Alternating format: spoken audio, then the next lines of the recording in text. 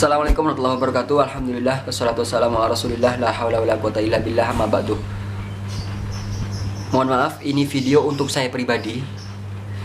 Kalau teman-teman dengar, lihat, ya mungkin ditakdirkan teman-teman juga harus tahu ini. Terkadang saya jika ingat kisah ini, saya malu pada diri saya sendiri. Kenapa saya masih minta ke orang lain? Kenapa saya masih bergantung kepada orang lain?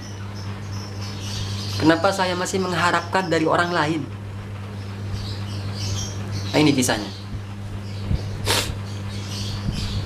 Nabi menceritakan kisah-kisah umat terdahulu, yakni Bani Israel. Bani Israel banyak kisah-kisah yang ibrohnya luar biasa. Suatu ketika Musa alaihissalam dan kaumnya hendak hijrah dari Mesir ke Palestina. Di tengah perjalanan ia tersesat, tidak tahu arah. Akhirnya tanya ke warga sekitar, ini bagaimana caranya agar kita bisa mengetahui jalan menuju Palestina, menuju Syam. Lah, tokoh masyarakat di sana bilang, bukankah telah ada perjanjian Nabi Yusuf ketika kaum Bani Israel hendak meninggalkan Mesir, jasadnya Nabi Yusuf juga dibawa. Oh iya, ayo coba cari tahu di mana jasadnya Nabi Yusuf. Siapa yang tahu? Seluruh warga tidak tahu, hanya ada satu nenek tua yang tahu di mana jasadnya Nabi Yusuf. Akhirnya dipanggil nenek tua itu, wahai nenek, sini. Oke. Tolong beritahu saya di mana makamnya Nabi Yusuf. Akan kami bawa sesuai dengan nazarnya beliau alaihissalam. Apa kata nenek? Oh, nggak bisa, ada syaratnya dong. Apa syaratnya?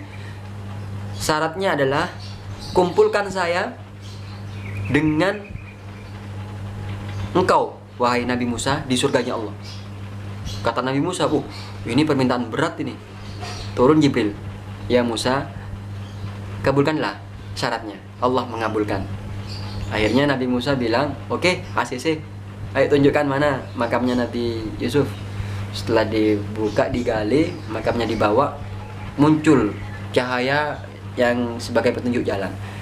Hikmahnya adalah nenek ini tahu yang minta ini Nabi.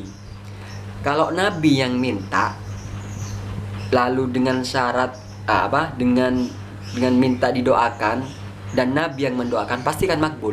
Dan mintanya si nenek ini nggak kecil, minta dikumpulkan di surganya Allah. Ini permintaan yang sangat besar, karena tahu, nenek ini tahu ketika Nabi Musa yang